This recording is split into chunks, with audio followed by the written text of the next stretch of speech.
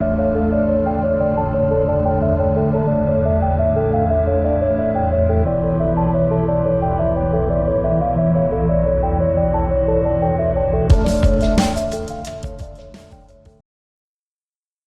and welcome to Bud's RPG Review, where I give my thoughts on role-playing games, card games and board games. Today's review is the Dee Sanction by Paul Baldowski, produced by All Rolled Up. Okay, first a bit of history. Kickstarted and fulfilled in 2021, the Dee Sanction is a role-playing game based on adventures in magic and politics across supernatural Tudor Europe. It's available as a 68-page softback and hardback book, as well as a PDF. The edition I backed was a Kickstarter hardback exclusive that has Dee's sigil and day in golden foil on the cover and a silk bookmark. It also came with 2 white clean character sheets and an exclusive all rolled up game roll featuring a buckle.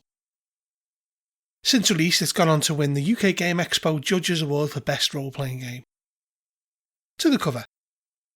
I think this is quite simply a stunning piece that has nothing else on it other than the sigil and day and the title and author on the spine. One of the best looking books in my collection.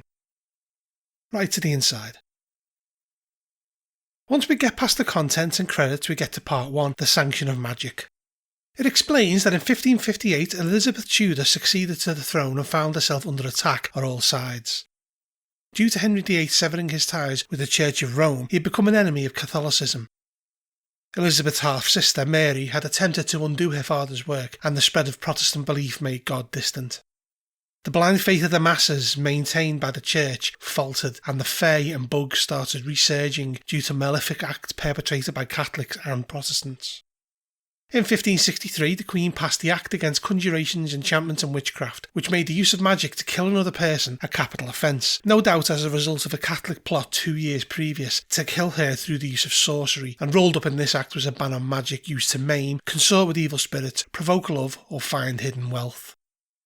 In this alternative history, the Queen passed an amendment to the Act in 1564, the Dee Sanction, that permitted the use of magic in defence or benefit of the realm, and this created a loophole which allowed convicted traitors to use magic to work a penance to serve the crown. The sanction was under the jurisdiction of Francis Walsingham, the Queen's spymaster, and Dr. John Dee, a renowned astrologer, alchemist and trusted companion to the Queen. Together they recruited those waiting to be executed and bound them to the service of the crown as agents. Dee and Walsingham were very different personalities and had different outlooks. On the one hand, Dee always had questions about the universe and had suffered from visions and heard voices in his youth, and sought to find order and meaning in the chaos, studying many disciplines such as language, geometry and mathematics. Walsingham, on the other hand, was part of the gentry and a barrister who studied law. Beginning as a diplomat and then becoming a member of Parliament, he ended up in intelligence via William Cecil. He was insightful and level-headed, having an eye for detail, lending an air of paranoia to him. However, this insight allowed him to second-guess the Queen's enemies. Both Walsingham and Dee had a connection to the Queen which lasted, despite the dominance of Catholicism and a population scared of heresy. In the world of Elizabethan politics, people absolutely believed in magic, with many attempting to study it for personal ends. The Queen supported the study of hermetic and scientific law, wanting to learn the ways of alchemy herself. The nation was poor and going into debt throughout her reign, so the very idea of turning base metal to gold was desirable. Under the scrutiny of modern thinking, this seems a preposterous idea. However, in the Dee Sanction, it's a very real pursuit, as is the study of magic in defence of the realm, though this is not a path without danger. The next thing we have is John Dee's timeline, ranging from his birth in 1527 to the arrival of Halley's Comet in the 1530s, giving rise to a supernatural threat and an intolerance of the old ways, to the 1560s and Dee advocating the use of magic to defend the Queen and the realm, the 1570s instance of Pope Pius V excommunicating Queen Elizabeth and stating that she should be killed at the hand of any loyal Catholic, and the 1587 execution of Mary, Queen of Scots.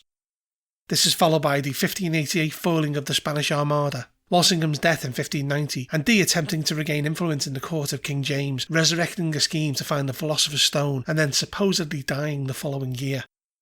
There is a section called What is the Dee Sanction?, where it covers the time-honoured tradition of explaining what a role-playing game is, stating that the game has some special term detailed later in the book, and then it goes into what the Dee Sanction isn't about.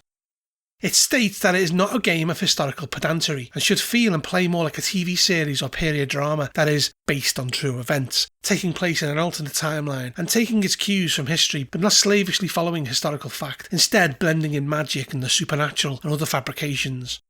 Fun is the point here, not knowing facts about the time period. It states that the game is not to be something you don't like.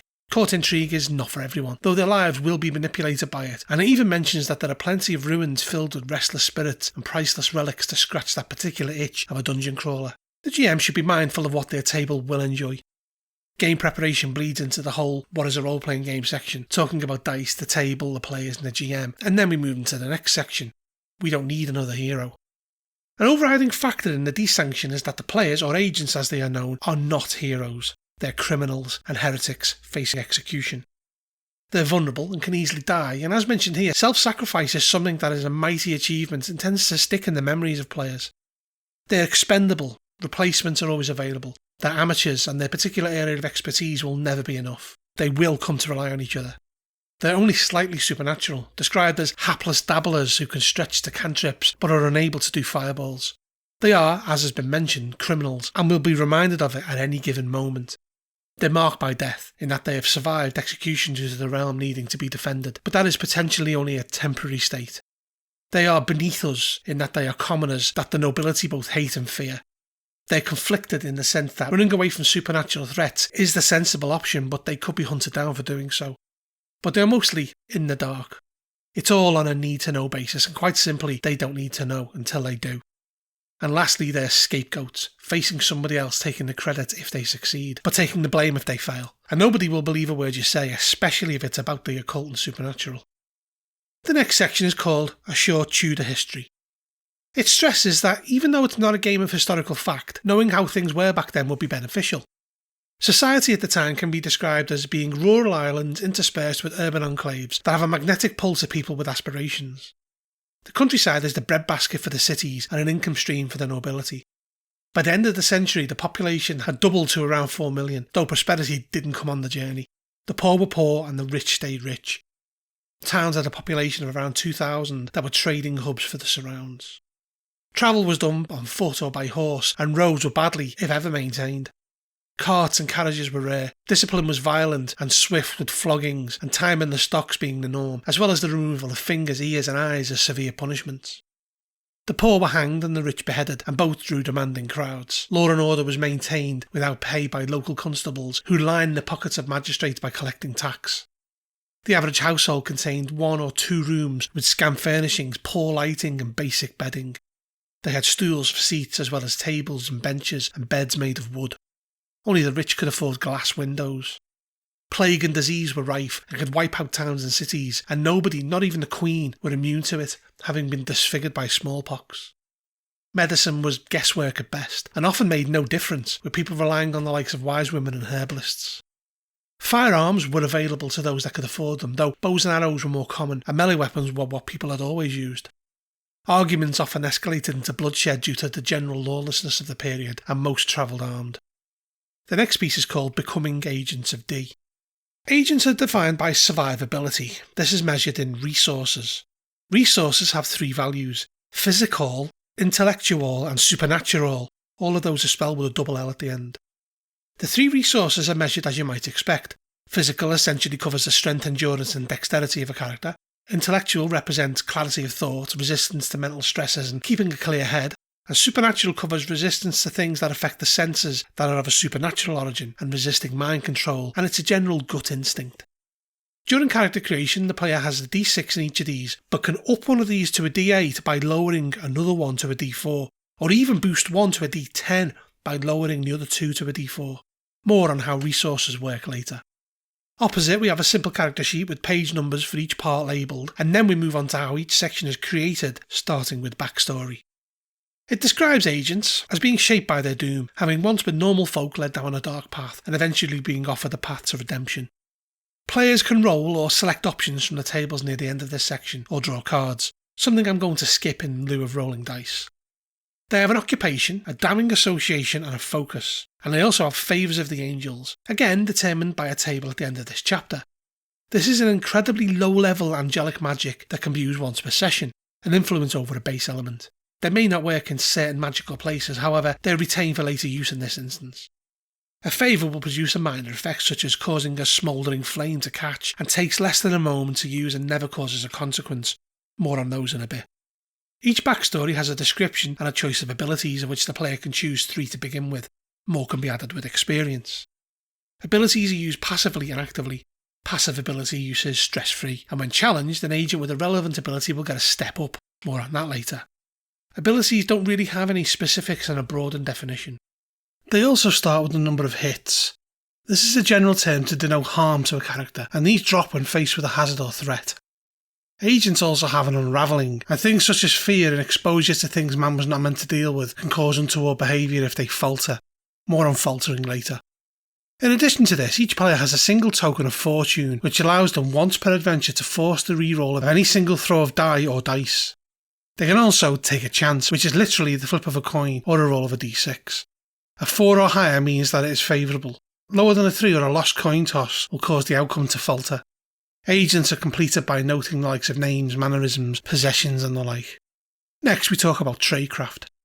Agents are not chosen on an arbitrary basis, and whether they are successful is based on their past experience. Dee and Walsingham had a large degree of foresight and focus, and this is their key to choosing the right people for the right job. The agents benefit from the combination of their abilities, connections and experiences, and the whole is stronger than the sum of its parts. Tradecraft is something a whole group draws upon, and they're represented by icons on the top right of the character sheet here. The agents must choose a single tradecraft based on the mission parameters, and this can be changed with each mission. They will have both a narrative and mechanical value, by which the agents can benefit from that ability as if the team had a general ability, or they can deplete it to cancel or deplete a mark. More on those later. The way to imagine it is like in a TV show where there is a character with a certain skill set that never features again beyond that episode. From a narrative perspective, the group decides which agent is associated with that tradecraft. This can, of course, have implications on the reputation of that character. Additionally, Tradecraft shows how agents prepare for hazards as obstacles, whether that be enemies, hazards or events that have marks that need to be depleted or to be overcome. The decision to use a tradecraft to remove a mark is a group one. That is, of course, if they have the right tradecraft to begin with. Gaining the right means to overcome a particular obstacle may take many missions and changes of tradecraft in order to succeed. After this, it goes on to discuss the various icons that appear on the character sheet. There is access, which covers the different associations that the agents have for the likes of calling in favours, borrowing an important object and the like. Essentially, it's who you know. There's conspiracy. This can represent those that have a hand in the game but remain hidden. Things like ancient orders with strange agendas, those that prophesy end times and the like. We have kit. This is having the right equipment at the right time, often in the possession of someone they already know previously. Think items of exotic provenance, or even knowing where to find the secret cache that belongs to a secret order. We have magic. As the use of magic makes you a prime target for witch hunters all over Europe, getting hold of the right things can be difficult. This can be the likes of finding out a lost phrase from a forgotten language, or obtaining information on occult science or magical theories. The system. This is a good knowledge of the bureaucratic process and how to gain advantage from it. This can be the likes of obtaining papers from someone in high standing, or things like the awareness of an ancient custom, or obscure rules that could be advantageous. The last is vigilance. This is described as a flair for watchfulness, curiosity and caution. The gift of well-timed revelation to either put an adversary off guard or enlighten a colleague. Things like the right person in the right place at the right time, or connections for intelligence gathering. You get the idea. Following this, we have tables to roll on for the occupations, associations, focuses and favours, and then we go into the heart of the game. It discusses the essential tenets of role-playing and the need for rules to govern outcomes, stressing that dice should only be rolled to resolve a challenge, and that failing with those rolls can cause the agents to suffer for their progression. Challenges are resolved by the player explaining their intent and what they do to achieve it. The GM will then tell them the potential outcome, positive or negative. They will tell them the resource involved and if advantage or disadvantage are used. The player will then roll the requisite dice associated with the resource to meet the challenge. On a 1 or a 2, the challenge falters and a consequence happens. Not a complete bust, but they essentially fail forward, i.e. progress is made but with adversity involved. When fighting, a falter means taking harm in some way as a consequence. All other challenges that have a falter means they achieve what they want but it is complicated in some way. All other die rolls are a success. There's the option of stepping up or stepping down. This is done by the GM increasing or decreasing the difficulty. A step up makes things easier by making the resource die go up, and a step down makes things harder by dropping it down. If the die would potentially drop below D4, this is a call to fail. a moment where the GM asks the player if they choose to drop out or else take the failure for the cause. Tasks can also be adjudicated impossible if the agent doesn't have the suitable area of expertise, and resource alone will not meet a challenge. We then move on to threats. These are defined as any challenge that could potentially hinder or hurt. This is in the form as a loss of hits and/or consequences.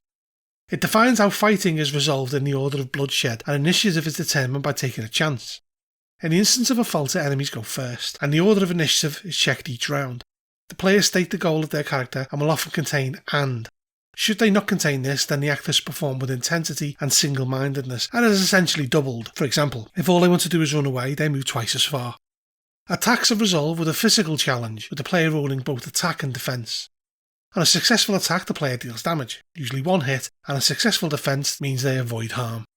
A falter causes the GM to roll for hit resolution to discover if harm or consequences are felt. An agent can also all or nothing defend, which causes a step up on their physical resource, and fighting unarmed to disable your opponents is achieved by inflicting a consequence upon them. This could be restrained or dull-headed. Hits are used to define your ability to take damage, and once you hit 0, you're dying. The likes of armour and other methods of protecting yourself provide resistance. Armour has a resource die, with the usual success and fail rate.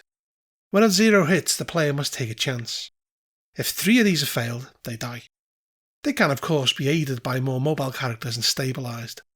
When they're stable, they are on 0 hits, but are no longer dying, and the GM rolls on this table to determine in what way they are out of action. They will continue dying if they take any more hits while in this state. Hits can be recovered by rest and recuperation, with them getting back 1 hit per 2 hours of uninterrupted sleep. Some attacks and hazards dish out consequences, in addition to the loss of hits, things like poison and paralysis, and they may need to seek professional help in overcoming these. Lingering physical consequences are injuries, and supernatural are baffled or haunted. Situational consequences can be things like being flanked. They can be overcome by a step-down challenge. Some consequences can make challenges impossible, such as running with a broken leg. Next, we move on to the nature of the enemy. This is how you determine the specifics of an antagonist. They have a number of hits that needs to be dropped to 0 to defeat them. Resistances have a type and strength that will determine what is needed to beat them using this equation, which is quite easy when you break it down. It is up or down arrow, number, dice, number, and ACKMSV, which represents the 6 tradecrafts. The example I give is a slow-moving elemental giant, which is represented by an up arrow, number 2, 1d4, ACKMSV. This shows the potency of the enemy, being that the characters step up twice when hitting it as it is large and slow. Its resistance is d4, meaning it is lumbering and hit easily, and you need all of the available tradecraft to defeat it, meaning it's hard to kill. Some hits have extra variables when hitting an agent that falters, usually consequences, with the default in this small table here. An enemy attacking causes a challenge to defend adjusted by potency. The enemy may also have abilities that can cause harm, complications and the like, and some enemies will have vulnerabilities that can be exploited by using tradecraft. This is followed by the formula for an off-duty soldier and an angry mob. After this we go into unravelling. This is, for all intents and purposes, the manifestation of an agent and how much the supernatural affects them after being exposed to the impossible and inhuman. When they are confronted with this, they roll their unravelling die. If they falter, it steps down and they experience a temporary shift in their humours. A d8 and a d6 are rolled and this table is consulted. The d8 or immediate effect goes on for that scene. The ongoing consequence or d6 goes on until the agent has had a long rest. If the unravelling die drops below d4, it works like a call to fail, and if they cannot avoid the source of the unravelling roll, then they automatically falter. Unravelling cannot recover without professional help. A night's rest will restore 1 lost die and a week to get the rest back. It is a GM's call as to the fear generated by an unravelling experience, and situations that are deeply personal or unfathomable may cause a step down before the die is rolled, as similarly, minor frights may step it up or not require one at all. The next chapter is called Tools of Arch Defence. The Sanction has tools that are available to use against the enemies of the Queen, though they are few and rare. Agents will have the opportunity to gather tools, increase their network and improve their tradecraft over time, and the campaign should give opportunities to expand the toolset. It details the Black Seal and amulets, a communication device worn by Dee in the 1560s that allows the wearer to speak any language and allows Dee to communicate over distance like a modern pager. There is the hieroglyphic monad, a magical gesture that they can perform to conjure angelic favours to aid them. Further study of the monad could potentially unlock alternate effects.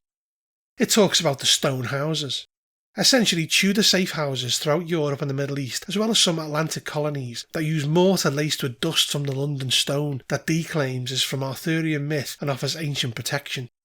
As a result, those wearing the black seal may enter the stone house, others need to be invited, and the pantries offer storerooms of tools and rations, though the potency needs to be topped up by periodic repointing of the mortar. We have the Mercator's Void, an implement used in a scrying ritual that can divine the location of a person or object. The person or object could potentially perceive whoever is scrying it, and it works based on astrological, planetary and mathematical calculations, i.e. best used when the stars are right. The last listed is Mr. Garland. This is a supernatural manifestation of one of Kelly's archangels, comparable to Al from Quantum Leap. He acts as a briefing officer and comms relay, and the agents will speak to him more than Dior Walshingham. He will always appear in a manner that blends in, looking like the most average human for the region, and can sing with an astonishing voice. After this, we move on to the enemies of Elizabeth. When Henry VIII severed his ties with the Church of Rome, it was deemed that his divorce from Catherine of Aragon held no sanction in law, and that Elizabeth had no right to the throne as a result. Unfortunately, Elizabeth had more enemies than friends. We are given a sample of the antagonists of the period. Most Catholics perceive Queen Elizabeth from indifference to a bastard child, and the Pope sought to push the matter further using propaganda, though communication in this period was poor and relied on traders, travellers and rumour. It gives us a table to roll on to determine what people know in any community that the agents happen upon. The first enemy listed is the Pope of the Catholic Church. As God's hand on earth, he declared in 1570 that Queen Elizabeth was a heretic. There's Mary Queen of Scots. As Elizabeth's distant cousin, she had, according to the Church of Rome, the right to the throne.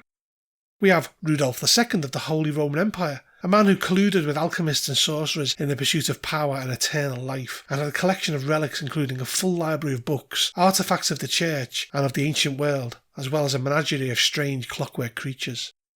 There is King Philip II and the Spanish. He held singular power and had influence on a world stage. His empire had no rival. He was hardly seen in public and had an extensive network that secured influence and information, as well as the feared Inquisition. There's William in the Low Countries. Otherwise known as the Prince of Orange, he was a sovereign prince within the 7 provinces, with great control over the mercantile houses. There is the Fae of the Great Wood.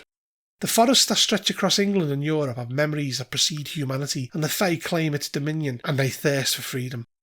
Lastly, we have the practitioners of the School of Night, a cabal of astronomers directed by Sir Walter Raleigh and Henry Percy, the Earl of Northumberland.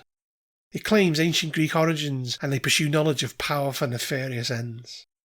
The next section is the Tudor Age.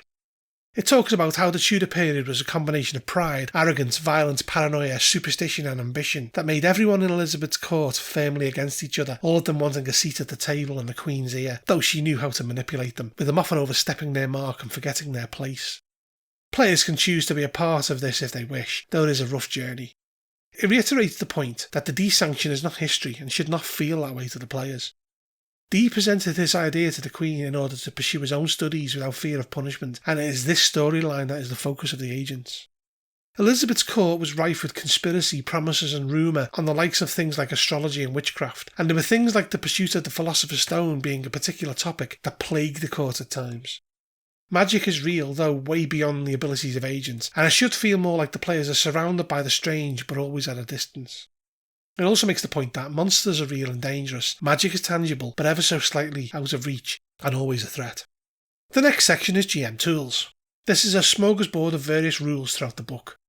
It covers rules surrounding reactions, fortune, complex consequences, experience, resolving hazards providing a list for the most common, those being falling, disease, poison and burning, and then a section on running the game which is all good sensible information and pretty much par for the course based on the previous chapters.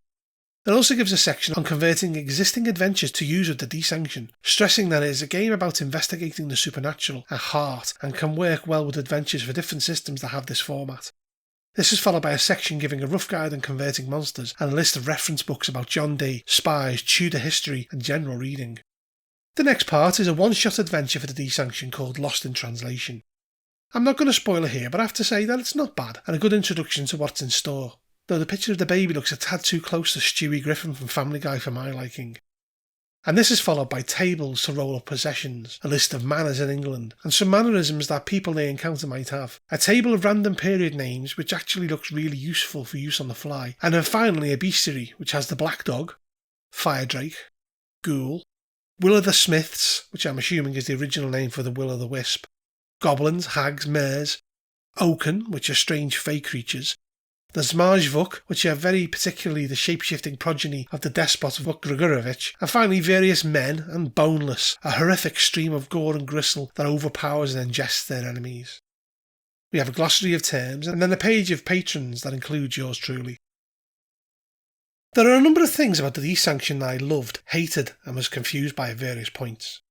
The character creation was the first confusion. The method for assigning the resource dice was something I read 5 times and couldn't make any sense of, so I contacted somebody I knew who had already reviewed it, a friend of mine and fellow reviewer Pookie from Reviews from Aurelier, to ask if he understood the process. Pookie proceeded to inform me on how it worked, and at last it made sense, until he added that he had read it, published the review, and was informed that he had also got it wrong and had to go in and correct it. The idea that something as simple as I explained earlier could be put to you in such a way that 2 people who read rulebooks all the time could get it wrong is, let's just say, a bit bizarre. The second thing was something I disliked, the use of bold throughout. It drove me absolutely crazy while reading it, as there's little consistency. At times, bold is used to demonstrate when a rule that you need to refer to is being used, which is fine, but at other times it's used to stress a word in a sentence. This made understanding what you were reading incredibly mentally taxing and extended the time it took to take in the book to a far greater degree than I was comfortable with. I'm a slow reader at the best of times, but this made it drag on occasions. This could have been avoided completely by simply capitalising a rule in a sentence. If I'm honest, I'm not sure why this, what seems to be a current trend, is in any way beneficial to the reader and comprehension of the material. The third thing I disliked was the art. It felt more akin to pieces that were rough sketches of what art was expected to look like before it was finished. This did come with a rather huge however here. Even though I didn't like it, and I'm sure there are plenty of people that do, it did suit the book and themes. At times I wondered if something by Jeff Easley or Larry Elmore would be better, and I found myself admitting that it wouldn't have been.